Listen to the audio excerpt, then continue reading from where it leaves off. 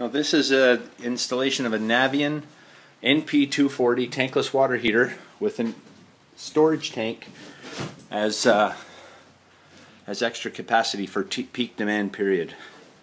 So you'll notice the circulator induces flow through the water heater, which activates the water heater, in turn sends hot water into the storage tank. When the storage tank has reached temperature, the pump shuts off, flow stops through the water heater, and the water heater shuts down. We have the aquastat, which is at the base of the water heater, set at 135 degrees Fahrenheit.